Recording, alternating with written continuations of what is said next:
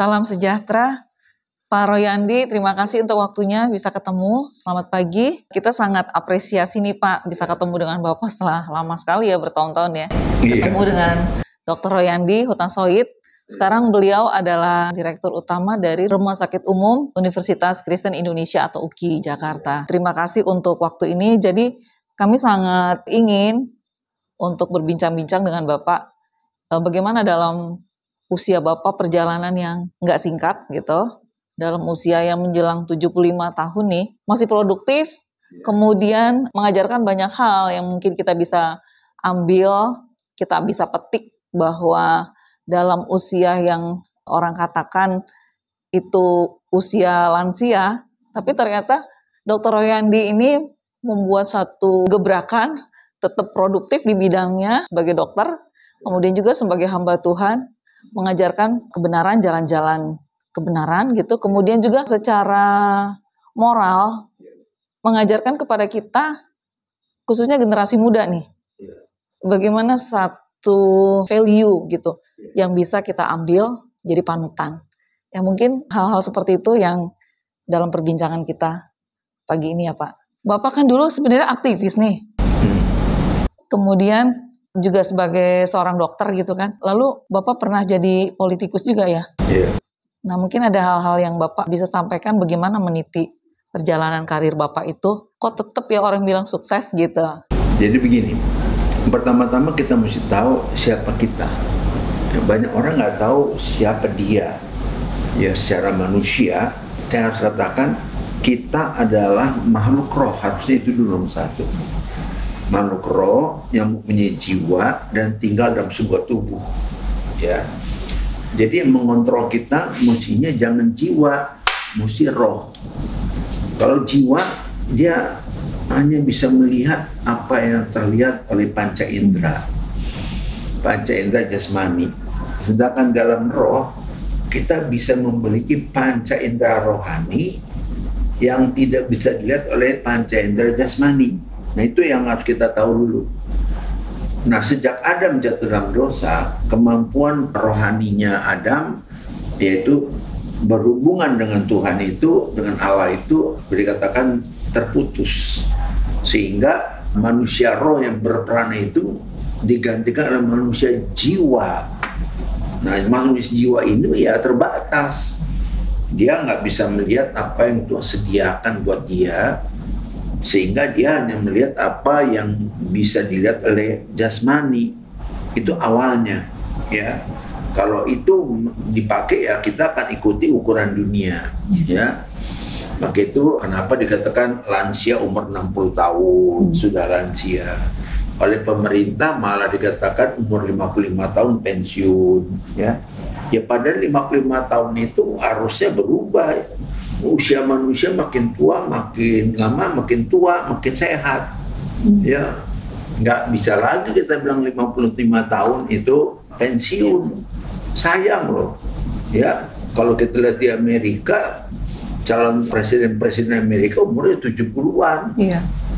Dan kita udah tahu kan bahwa umur 60 sampai 70 itu adalah umur para presiden direktur besar di seluruh dunia. Rata-rata 60 sampai 70. Nah, yang kedua 70 sampai 80, ranking kedua yang paling banyak. Baru yang paling sedikit adalah 50 sampai 60. Nah, kita terbalik. Nah, ini harus dirubah. Ya, kan kalau orang udah dibilang pensiun, dia rasa ya sudah saya sudah nggak diperlukan lagi, saya sudah dipensiunkan, ya saya mau apa lagi gitu. Nah, saya untung tidak mengikuti prinsip itu. Karena saya lihat, saya mengambil contoh, saya punya dasar pemikiran saya dari Alkitab. Kaleb itu berumur 40 tahun waktu dia mendengar firman yang diberikan kepada Musa untuk masuk ke tanah Kanaan. Dan dia berkata dalam Yosua 14, sekarang aku berumur 85 tahun, jadi 45 tahun kemudian kekuatan masih sama. Nah ini kan bukan sesuatu yang luar biasa, memang maksudnya bisa begitu. Bahkan istilah Inggrisnya reverse aging, jadi umurnya tetap bisa sehat sampai umur 85. Apalagi waktu Yesus datang, firman Tuhan memberikan satu yang berbeda lagi. ya bahwa kita harus menyembah Allah dalam roh dan kebenaran. Nah, banyak orang kalau nggak ngerti roh dan kebenaran, berarti dia harus punya sesuatu yang bisa dilihat oleh mata. Semua agama mesti punya yang dilihat dengan mata, ya, yang bisa diarahkan. Yesus datang, nggak perlu kamu menyembah kepada perempuan Samaria itu di gunung ini atau di Yerusalem, karena Allah itu roh adanya, barang siapa menyembah dalam roh dan kebenaran. Jadi nggak bisa kita menjadi apapun kalau melihat segala sesuatu hanya dari unsur fisik. Contohnya, ada banyak penyebab penyakit, tapi saya pelajari dari Alkitab dikatakan ada 7 penyebab penyakit. Nah, satu penyakit hanya disebabkan oleh hal medis. Jadi dokter tanpa pengertian Alkitab, dia hanya dokter sepertujuh. Itu kan sayang sekali. Ya, contohnya banyak orang sakit karena dosa. Memang itu pengaruh. Orang banyak dosanya, bawahnya pikirannya pusing dan sebagainya, khawatir, ketakutan. Itu menyebabkan dia banyak sakit. Kenapa? Orang yang stres itu hidup dalam posisi simpatik dominan. Simpatik dominan adalah satu keadaan orang yang dalam tegang. Ya, kalau tegang terus saya sakit. Ya, maka itu Tuhan bilang, kalau engkau marah, jangan matahari terbenam sebelum padam amarahmu. Marah itu ya bisa kan satu manusiawi ya, tapi jangan berbuat dosa dong. Boleh marah tapi jangan caci maki, dan juga jangan marah melebihi matahari terbenam, karena kalau udah masuk dendam kita masuk status simpatik dominan. Simpatik dominan apa yang terjadi? Tensinya naik, nadinya jadi cepat, yang disebut tahikardi, yang disebut hipertensi. Belum lagi akibatnya apa? Semuanya, dia fokusnya di matanya jadi lebih fokus, lebih besar, pendengarnya lebih tajam. Tapi kalau terus maka itu orang-orang gitu kan nggak senang kalau bising-bising, karena terlalu kuat dia bisa dengar. Nah, ini kan sakit, akibatnya juga ususnya juga ditahan, BAB-nya nggak tiap hari. Itu kan tanda-tanda orang simpatik dominan. Nah, itu yang contohnya kan, yaitu perlu dilayani secara khusus. Jadi boleh katakan dari dosa aja udah kita, belum dari kuasa gelapnya lagi, belum karena kutuknya lagi, belum karena ujian imannya lagi, belum karena istilahnya supaya jangan sombong. Paulus kan kasih penyakit supaya dia jangan memegahkan diri. Nah, itu semua kan nggak bisa diobati dengan secara medis. Jadi kita nggak bisa melihat. Nah, kenapa kita bisa sehat? Nah, salah satu ayat yang disampaikan oleh Paulus itu sangat kuat buat saya. 1 Tessalonikus 5:23. Semoga Allah damai sejahtera menguduskan kamu seluruhnya. Terus kalimat berikutnya, semoga roh, jiwa, dan tubuhmu terpelihara sempurna dengan tak bercacat pada kedatangan Yesus Kristus Tuhan kita. Jadi artinya kita tetap sehat sampai akhir, sampai Tuhan Yesus datang. Ini lebih hebat dari Kaleb. Jadi Tuhan mau kita sempurna sampai akhir. Oh, gimana yang cacat? Gimana yang nggak sempurna? Nah, kita baca Roma 8 ayat 11. Roh yang menghidupkan Yesus dari kematian, roh itu juga yang tinggal dalam diri kita. Roh itu juga sanggup apa? Menghidupkan tubuh kita yang fana. Jadi tubuh kita yang fana itu dihidupkan kembali. Jadi prinsipnya ginilah, bagaimana kita bisa dipakai Tuhan atau dipakai oleh masyarakat atau dipakai oleh satu lembaga kalau kita nggak sehat? Ya, ini bukan persoalan umur. Baru juga orang 40 tahun udah sakit-sakitan. Ya, tidak sedikit dokter-dokter kami ya meninggal bukan dalam usia tua, usia muda. Masih produktif. Ya, artinya pertama kalau kita mau dipakai Tuhan mesti sehat dulu. Ya, kalau sehat itu artinya gimana? Standar normal biasa, ya makannya, minumnya teratur, jangan makan yang salah, ya, jangan minum juga yang bukannya harus minuman. Terus tidur yang mesti cukup, karena waktu tidurlah semua sel-sel kita yang rusak digantikan dengan sel yang baru. Mesti olahraga supaya otot kita nggak hilang, ya. Kita tahu otot kita kalau nggak dipakai pelan-pelan menghilang. Dalam 60 tahun otot manusia bisa hilang 14 kilo kalau nggak pernah dipakai. Jadi nggak ada, dan jantung juga kan perlu dilatih. Kenapa? Otot yang nggak dipakai, khususnya otot betis, itu tidak bisa membantu jantung, karena otot betis itu adalah jantung kedua yang memombakan darah naik ke atas. Jadi ini berkaitan semua, tidurnya cukup, olahraga cukup, makanannya baik, dan juga hatinya tenang. Ya, gimana kita mau kalau banyak kesalahan, banyak dosa, mau bilang tenang, ya takut-takutan sebagainya. Jadi ini semua satu yang berhubungan. Ya, jadi kalau mau sehat itu nggak bisa, yang penting saya makan bagus, nggak cukup juga. Ya, kalau dia nggak tetap hidupnya banyak tekanan, hidupnya banyak ketegangan. Jadi artinya satu sama lain berkaitan itu, dan itu yang perlu dijaga gitu ya Pak ya? Iya. Nah, lalu kalau maksudnya gini Pak, orang Kristen tuh kan udah tahu firman, harus jaga hidupnya dari satu pergaulannya, terus tata cara seperti yang tadi Bapak bilang, jaga misalnya tidak stres gitu kan, tekanan bagaimana gitu kan, menghadapinya gitu. Nah, tapi satu hal yang seringkali, banyak hal sebenarnya yang seringkali orang menghadapi itu, iya saya sudah melakukan ini, tapi kenapa ya sakit-sakitan? Ya, misalnya seperti itu gimana tuh Pak? Hidup ini kan bukan tentang kita. Hidup ini tentang dia dan kehendaknya. Kan doa Bapak kami datanglah kerajaanmu, bukan kerajaan kita kan, bukan bisnis kita, bukan usaha kita yang kita utamakan. Yang kedua, jadilah kehendakmu, bukan kehendak kita. Banyak orang hidup ini tentang dia, bukan. Hidup ini tentang apa yang Tuhan mau, yang harus kita lakukan. Jadi kalau dia selalu pikir, oh saya mesti gini, ya itu yang bikin stres. Tapi kalau kita melakukan apa yang Tuhan mau, pasti lain ceritanya. Contohnya gini, Musa itu lari dari Mesir karena dia takut. Karena takut diaduin, membela saudaranya yang orang Israel, nanti dia bisa terancam kan. Tapi 4 tahun bilang, Musa balik lagi ke Mesir. Jangan takut hidup ini. Dia bilang, gimana caranya Tuhan bawa umatku keluar dari Mesir? Dia nggak main-main loh tugas itu. Itu tugas raksasa, membawa bangsa Israel keluar dari tempat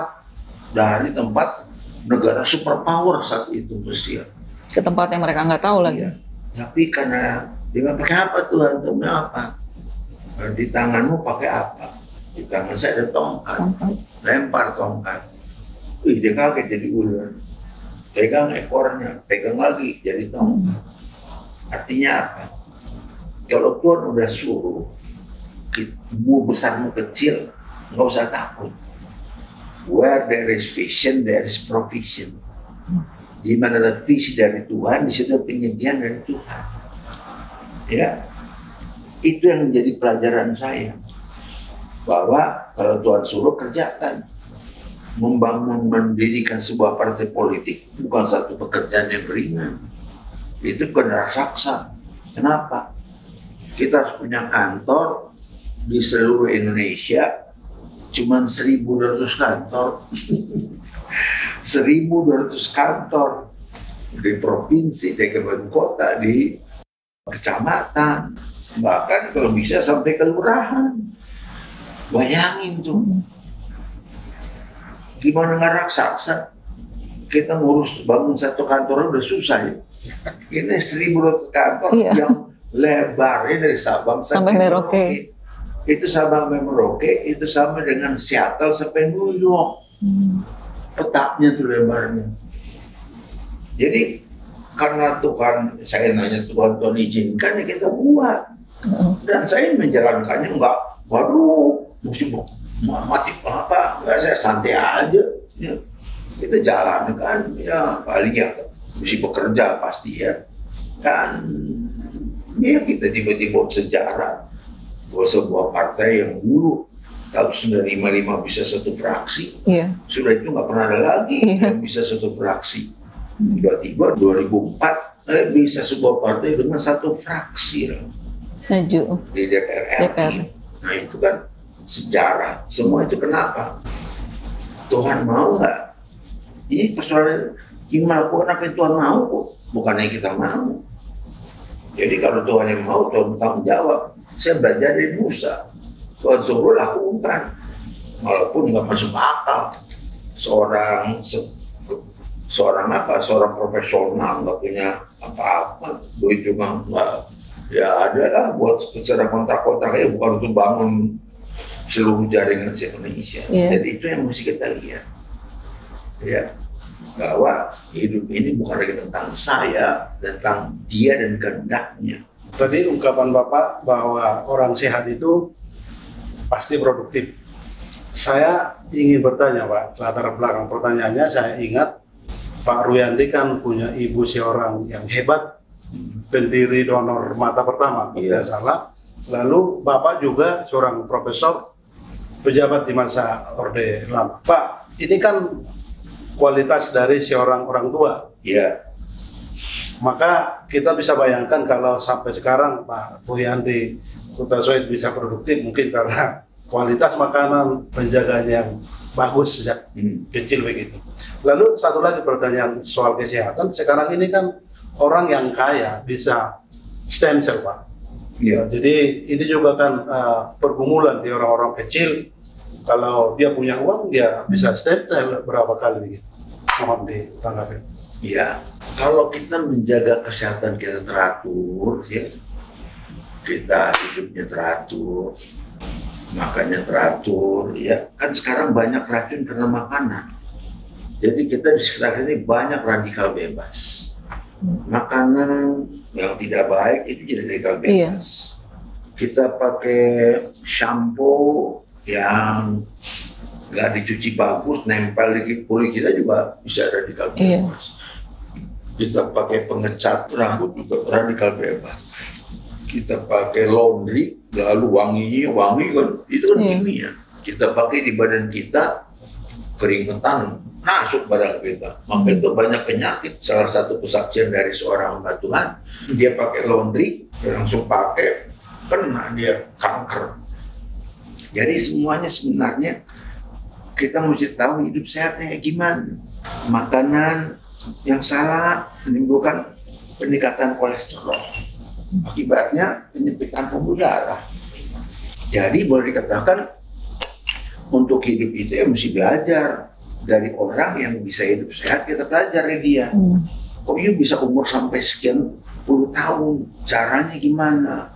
Ya, Batman tahu dokter bedah itu stres loh. Dia harus melakukan operasi. Ya. Kadang-kadang mesti menghadapi keadaan pasien yang perdarahan banyak, itu stresnya tinggi. Belum lagi dia udah tidur di rumah, tiba-tiba ditelepon, dok, pasiennya mengeluh ini, waduh dia pikiran dia kan. Tidak sedikit kadang-kadang kita pikir, aduh udah deh, nggak jadi dokter bedah lagi dah. Karena itu kan menyangkut nasib orang, ya. Bisa aja tiba-tiba luka operasi kebuka lah, waduh itu bikin. Iya, kasusnya banyak ya Pak. Banyak kasus, belum lagi nanti keluarga yang nuntut, gimana nih Pak? Wah, itu tinggi stres. Tapi itu yang saya katakan, bagaimana supaya kita selalu berserah sama Tuhan, segala satu kita bawa dalam Tuhan, ya. Saya selalu sebelum mulai praktek di Poli, saya berdoa aja perawat saya, baca dokter muda, kita doa dulu supaya kita tahu kita serahkan pada Tuhan. Mau operasi kita semua doa sama-sama, ya. Jadi libatkan Tuhan dalam semua hidup kita. Jadi kita baik keluarga pun saya ajak doa. Jadi mereka tahu, mereka menyerahkan kepada saya juga. Ya harus tahu bahwa jangankan operasi, suntikan aja bisa menimbulkan kematian setelah suntik. Nah itu sudah terbukti. Jadi buat saya adalah kita mesti belajar. Saya kan banyak belajar juga. Gimana sih orang itu sehat?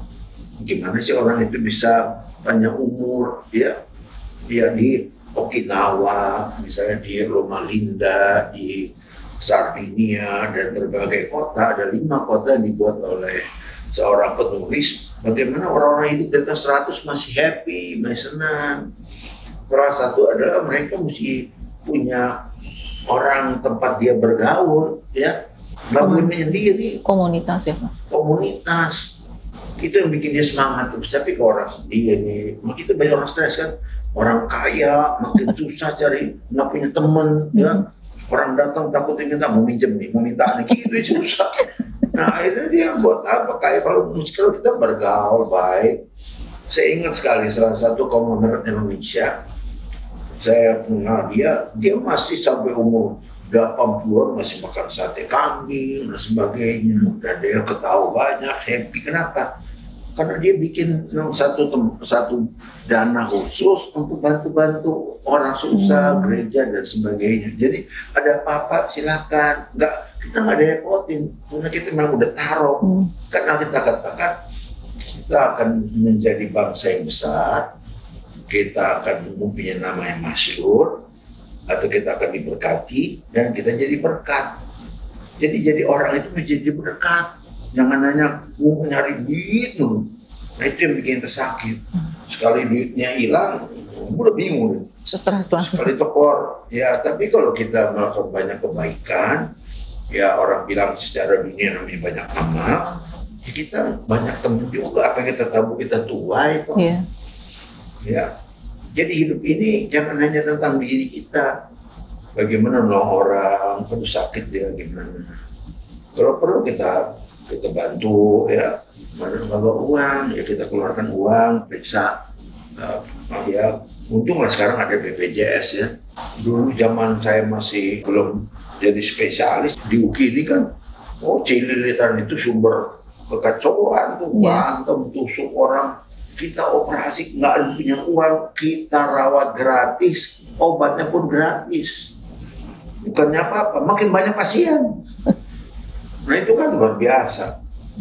Ya sekarang BPJS ya kadang-kadang kan juga ada orang yang nggak punya BPJS kan. Walaupun di sekarang udah gini, apalagi ada kolong-kolong jembatan, ya nggak, KTP-nya nggak jelas, ya kita bantu lah. Bahkan Bapak rumah sakit ini kita naikin satu kelas untuk sebagai bukti lah kita. Untuk rumah sakit juga harus ada perpuluhannya caranya gitu lah, supaya kita juga perlu kan uang, tapi ya kita kasih servis dengan naik begitu ya. Dengan kata lain ya itulah istilahnya perpuluhan kita utama Tuhan. Bentuk kepedulian ya Pak ya. Stem cell itu untuk kesehatan bagaimana pendapat Pak?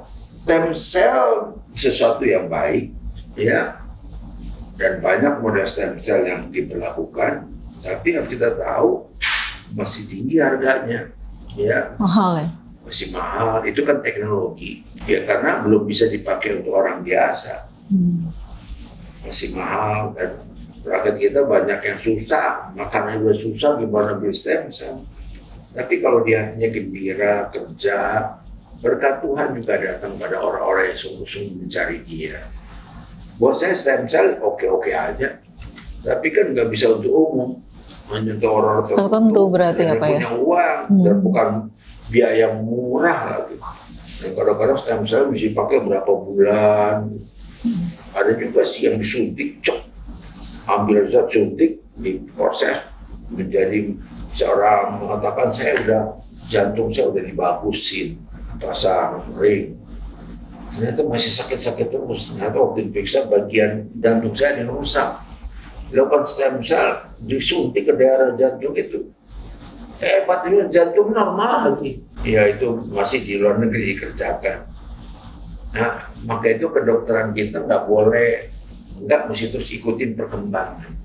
Contoh saya waktu itu belajar urologi di Belanda, tahun 86 saya ke situ, 2 tahun di situ. Di situ banyak hal yang canggih-canggih ya.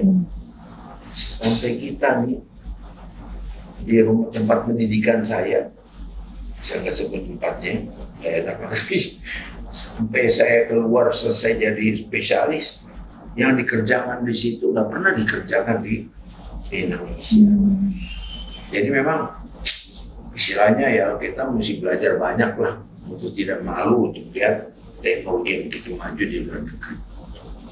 Jadi stem cell ya, sekarang juga ya banyak sih produk-produk kesehatan yang terus berkembang. Ya, seperti saya kemarin saya coba banyak produk sehatnya bagus aja semuanya. Tapi sekarang saya pakai satu produk ya, kaget saya. 3 bulan saya pakai, rambut hitam muncul lagi semua. Tadi kan saya udah putih sekali nih. Tadi nggak pakai stem cell, tapi pakai makan makanan yang saya lihat yang kaget tukang cukur saya. Dicukur, Bapak nggak dicat, rambutnya kok jadi banyak, diambil satu rambut saya potong nih Pak, udah mulai hitam semua. Ya dia kaget. Nah itu teknologi. Yang banyak. Ya banyaklah teman-teman juga sakit kanker jadi sembuh dengan pola makan yang baik dengan yang saya pakai ini. Ya juga nggak usah stem cell. Stem cell kadang-kadang nggak tahu mahalnya kan, ini nggak bisa terjangkau. Jadi ya banyak cara yang Tuhan kasih lah. Jadi kalau orang mau pakai stem cell silahkan. Artinya itu teknologi dan itu memang sah gitu ya Pak ya. Maksudnya oke-oke aja gitu ya. Sepanjang dana mencukupi gitu ya. Maksudnya sesuai dengan kemampuan gitu ya. Stem cell itu sebenarnya sel dasar. Yang bisa menjadi tulang, yang bisa menjadi usus, yang bisa menjadi mata ya. Tapi prinsipnya itu sebenarnya apa sih Pak, dicangkokin atau gimana ya? Enggak ya? Enggak. Ada stem cell yang diambil dari tanduk rusa. Tapi yang paling bagus stem cell dari organ kita sendiri. Ya, dibikin stem cell, dimasukin ke daerah yang memang ada kelemahan, dia bisa menggantikan sel yang rusak jadi bagus lagi. Itu paling bagus dari diri kita sendiri kan. Dari diri sendiri ya. Kalau yang enggak, ya ambil dari tempat lain, binatang, dari segala macam bisa. Tadi lanjut Pak, Bang Hotman sempat bilang bahwa ada kaitan bahwa dari orang tua maksudnya ya dengan maksudnya ke anak gitu. Nah ini gimana Pak dengan maksudnya keluarga-keluarga muda gitu kan? Maksudnya artinya dari satu pola makan yang dipelihara gitu kan? Atau memang dari genetiknya atau bagaimana nih? Ini satu hal yang mungkin singkat Bapak bisa sampaikan. Punya prinsip itu bukan karena dilahirkan, karena melalui proses pembentukan. Firman Tuhan juga bilang begini, siapapun kalau dia percaya pada Kristus dan menerima Kristus dan dengan kuasa Roh Kudus, dia bisa dilahirkan kembali menjadi ciptaan yang baru. Itu benar pekerjaan rohnya yang dihidupkan lagi. Ya, maka itu dikatakan roh yang menghidupkan. Ya, daging sama sekali tidak berguna. Perkataan-perkataan katakanlah roh dan hidup. Yohanes 6 ayat 3. Siapa roh yang menghidupkan? Roh Kudus. Maka itu oleh pekerjaan Roh Kudus lah kita dilahirkan kembali. Manusia roh kita berfungsi lagi. Jadi kalau kita lihat banyak tokoh-tokoh di Alkitab dengan latar belakang yang bukan orang baik, ya. Paulus lah misalnya, dia pembunuh orang Kristen, dia pembunuh. Tapi begitu ciptaan baru, orang itu berubah. Jadi boleh aja dia keluarganya kaya raya, tapi banyak anak yang rusak. Yang enggak. Jadi pemimpin itu bukan karena dilahirkan dari satu keluarga yang hebat, itu memang ada faktornya juga. Tapi nggak semua anak keluarga yang hebat itu menjadi orang hebat. Tapi yang penting setiap orang lahir kembali, dia jadi ciptaan yang baru, dia bisa dipakai menjadi orang-orang yang hebat. Karena sekali lagi, hidup ini adalah karena Kristus yang kita terima, yang pertama memberi hidup kekal dalam hidup kita, tapi juga Roh Kudus yang melahirkan kita kembali. Nah, itulah roh dan firman itu yang menjadikan kita orang-orang yang tak terkalahkan, orang yang tak terbatas. Karena dari manusia roh kita hidup dengan tak terbatas. Daging sangat terbatas. Ya, daging nggak bisa menghasilkan apa-apa, tapi roh lah. Maka itu kalau kita lahir baru, kita nggak mengikuti prinsip koleris, sanguinis, melankolis, ya. Nah itu menurut jiwa. Manusia roh gitu, kita kembali pada gambar dan rupa Kristus. Roma 8 ayat 29. Jadi harus kita tahu, ya, kehebatan orang bukan karena dia lahir dari siapa dulu bapaknya, bukan bapak jasmani loh. Siapa dulu bapaknya. Waktu kita lahir baru, kita manusia diangkat jadi anak Allah kan, tetapi semua orang menerimanya diberi kuasa jadi anak Allah. Begitu kalau kita dalam menjadi orang percaya, kita punya dua bapak. Bapak jasmani yang bersama ibu kita melahirkan kita, bapak rohani karena manusia roh kan. Maka itu kita berat menyebut Allah itu Bapa kami yang di sorga. Punya dua bapak. Tapi Bapa rohani itulah yang akan menghasilkan hidup yang berbeda. Semua tokoh-tokoh iman itu kan karena mereka punya Allah yang berkuasa hidup dalam diri mereka. Tapi kalau jasmani ya keinginan daging muncul. Masih kaitannya dengan lahir baru itu tadi. Ya. Pak Ruyandi tadi sebut bahwa 7 akar dari sumber penyakit. Itu. Ya. Salah satunya alkoholisme. Ya, seingat kami, Pak Ruyandi juga ahli di bidang itu. Menekuni bahkan dikenal orang ahli alkoholisme begitu. Apa yang membuat orang terkena alkoholisme? Atau memang hanya karena niat iblis saja, atau memang karena ada ruang dari manusia sendiri, personalnya itu membuka diri begitu? Kalau bicara alkoholisme, ini satu topik yang luas, tapi intinya Tuhan tak, diri kita ini bait Allah, atau bait Roh Kudus. Tapi iblis juga mau menjadikan diri kita rumahnya. Ya, dia selalu ikut-ikut. Tuhan punya diri kita sebagai tempat Allah tinggal. Iblis juga mau supaya kita jadi tempatnya dia untuk mengekspresikan segala keinginannya.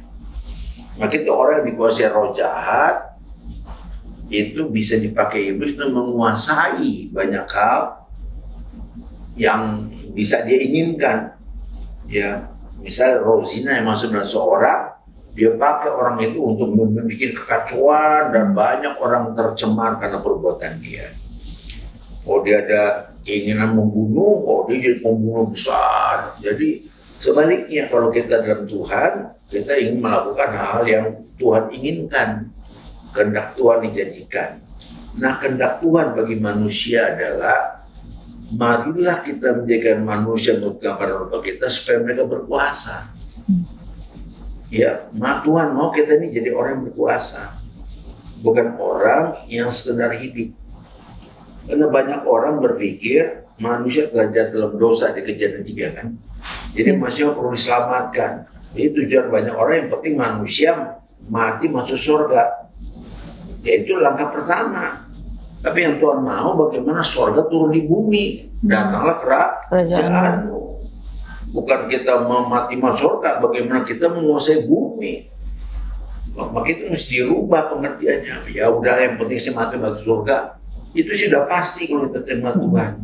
Dan bagaimana kita menguasai bumi supaya kekuasaan iblis kita ambil alih, ya.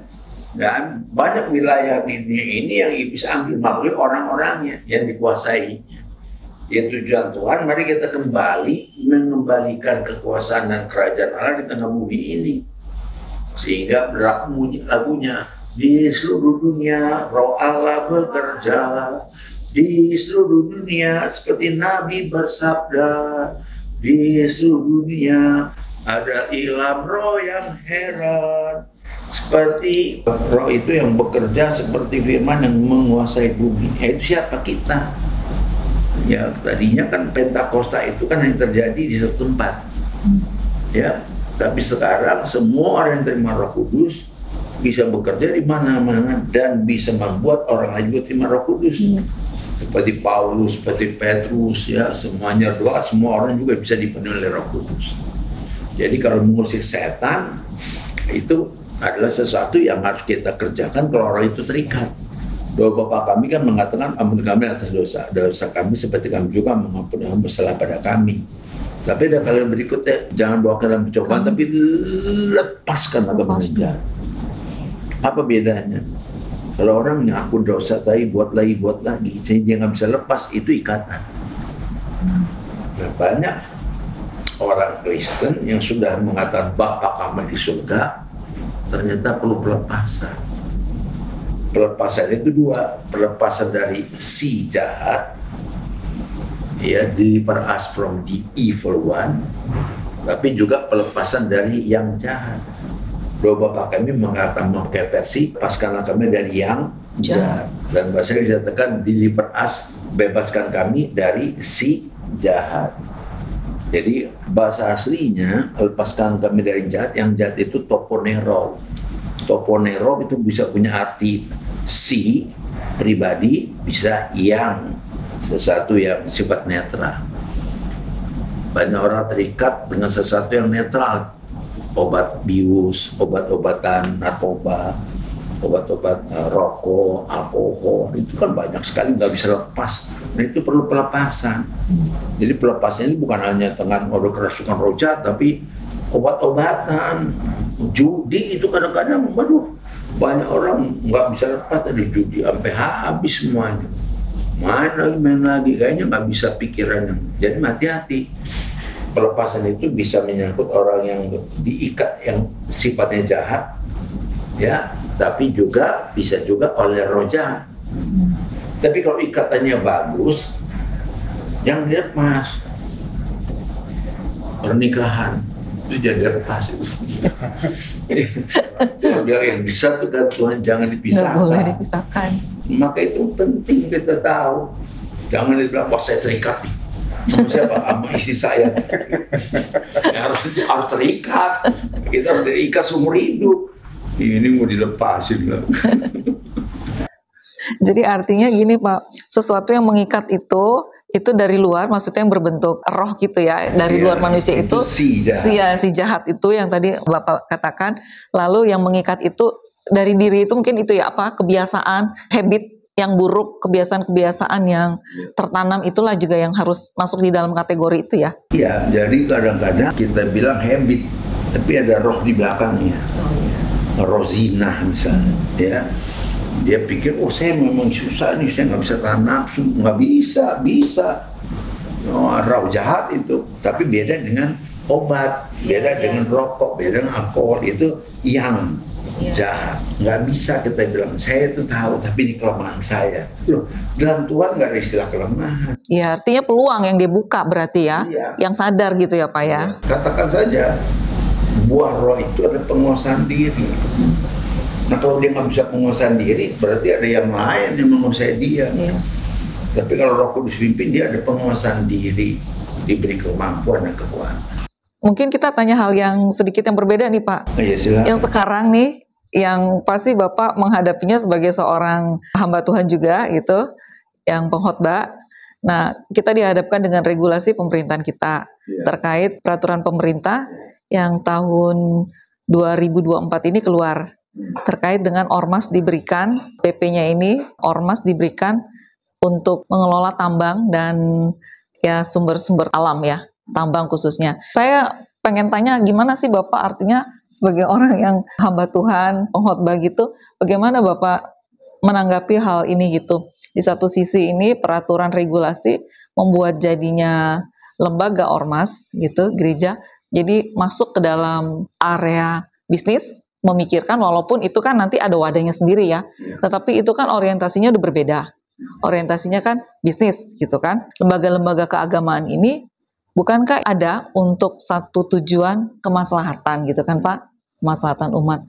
Nah, gimana Bapak menanggapi hal ini gitu? Bagi gereja sendiri, bagi ormas-ormas kita gitu, rancu jadinya gitu, jadi terbawa ke arah sana. Padahal maksudnya regulasi ini sebenarnya peraturan ini bagus, mungkin ya memberikan kesempatan untuk sama-sama gitu.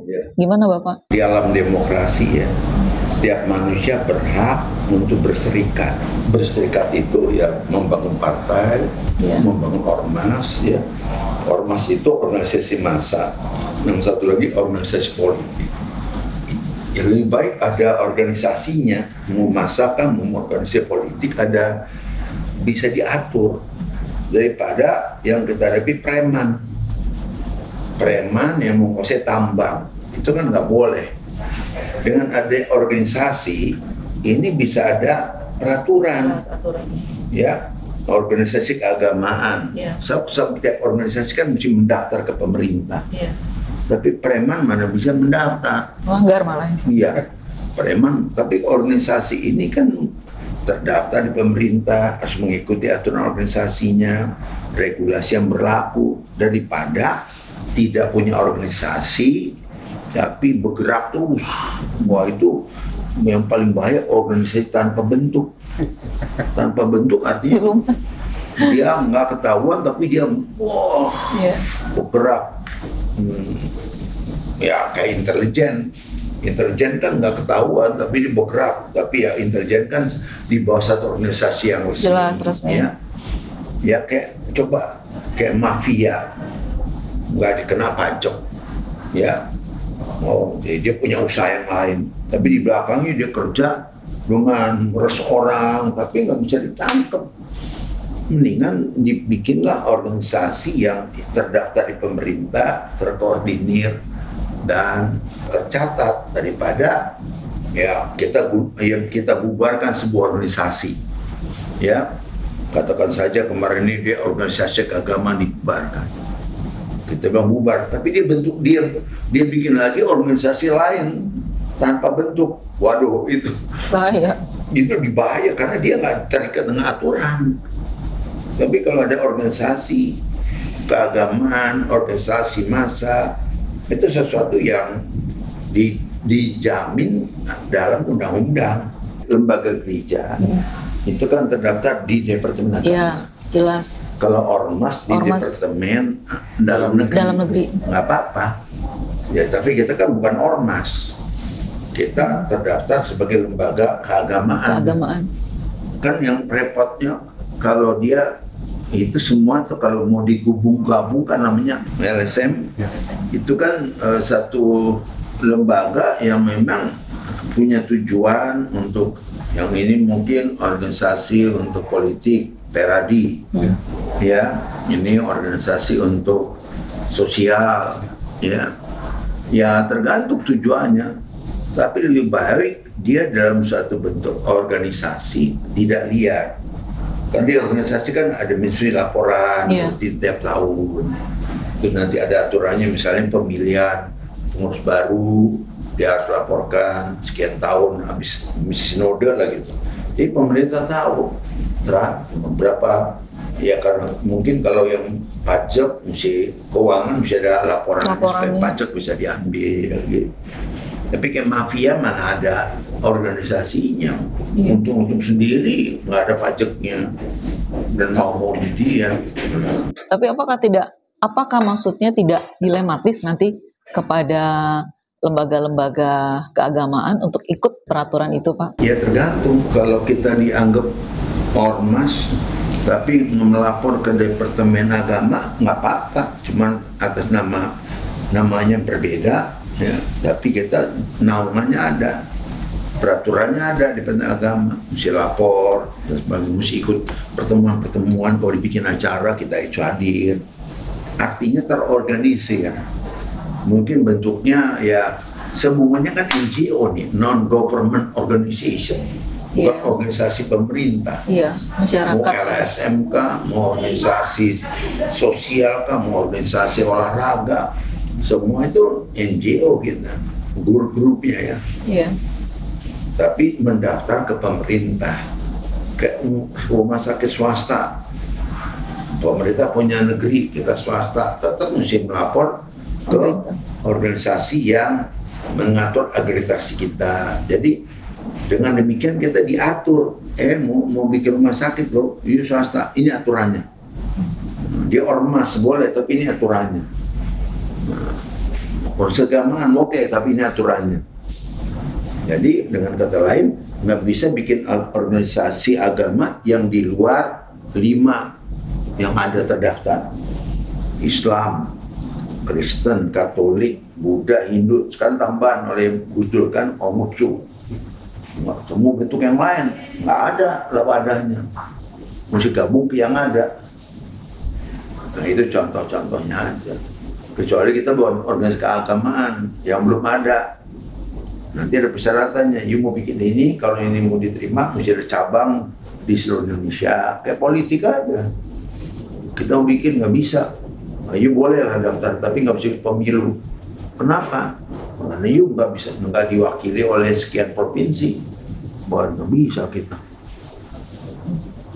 Ya, jadi dengan adanya cara pemerintah buat regulasi artinya untuk mengkontrol dan mengetahui berbagai organisasi yang semua dapat dikontrol dan diketahui. Ya. Kadang-kadang ada organisasi tertentu yang bisa dapat bantuan dari pemerintah. Iya. Nah kalau kita udah bantuan pemerintah, kita mesti lapor ke pemerintah. Nah itu juga dibuat. Iya, betul.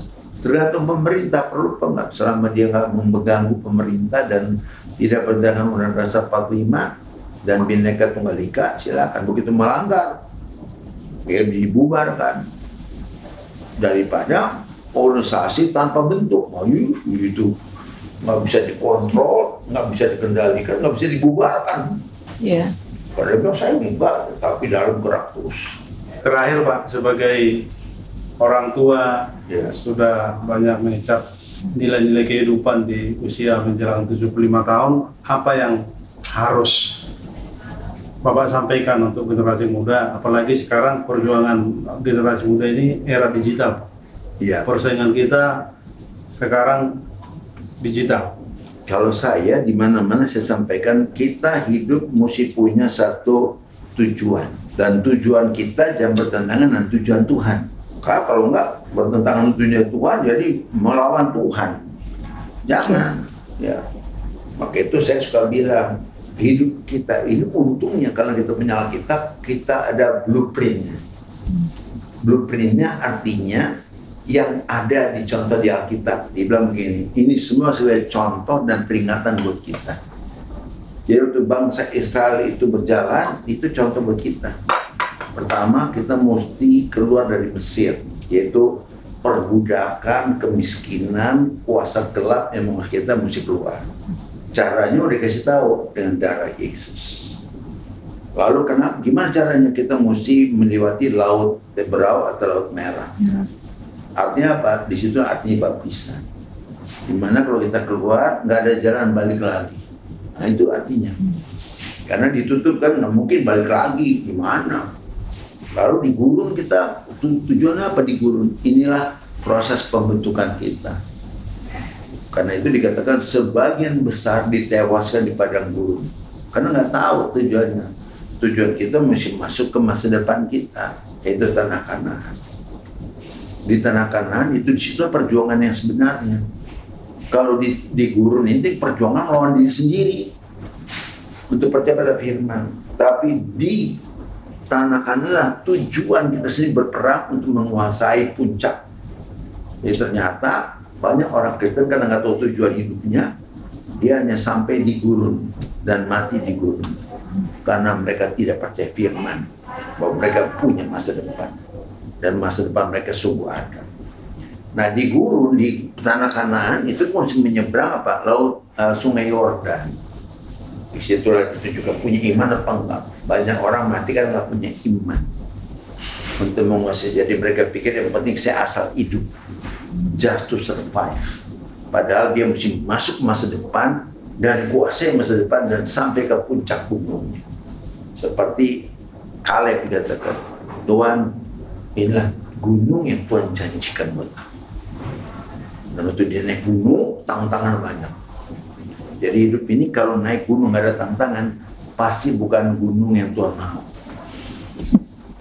Karena kalau gunung yang Tuhan mau, tantangannya banyak. Ibu juga penuh di situ. Kita mesti singkirkan dia dan sebagainya. Nah, situlah. Dan yang bisa sampai puncak menurut seorang Tuhan cuma 2% dari orang Kristen. Karena sebagian besar orang Kristen matinya di gurun. Sebagian besar mereka ditewaskan di gurun. Dia kelima dari 1/10. Dan yang masuk ke situ pun enggak sisanya ya. Lalu untuk naik ke atas cuma 2%. Karena apa? Untuk naik gunung perlu kerja keras. Hitungan jari sampai ke puncak. Iya, perlu semangat, perlu tekad. Iya. Iya. Ya kalau saya dan juga punya kemampuan manajemen, musuh rumah sakit gini, dan juga manajemen waktu juga. Bagaimana pagi-pagi saya mesti naik latihan sepeda 13 kilo saya jalan orang sepeda masih. Sampai sekarang Pak? Iya. Jadi kalau enggak, ya gimana badan saya kuat. Iya. Ya itulah contoh-contoh hidup yang harus kita jalankan. Dan pulang dari sini masih acara lain. Kadang-kadang malam baru 12, jadi malam jam 1 tidur. Pagi-pagi udah di sini kan akreditasi. Besok pagi jam 8 udah di sini, berarti jam 7 paling berapa. Takut macet kan, nggak boleh terlambat. Nah itulah, disiplin mesti ada, mesti sehat, nggak boleh sakit. Kalau sakit susah. Ya, salah kita sendiri kalau sakit, Tuhan nggak mau kita sakit. Jangan sampai kita didoain orang biar sembuh. Tadinya doain, sekarang didoain. Oleh bilang Yesus sembuh, kita ngomong sekarang orang lain bilang Yesus, amin kita jadi gantian. Jangan sampai kita didoain, ya. Kita harus yang mendoain orang. Terima kasih Bapak Dr. Royandi Hutasoid untuk perbincangan kita di hari ini. Kiranya apa yang menjadi semua yang dijelaskan ini boleh menjadi bermanfaat untuk semua kita, semua saudara yang bisa melihat, menonton tayangan kami ini. Terima kasih, sampai ketemu di tayangan berikutnya.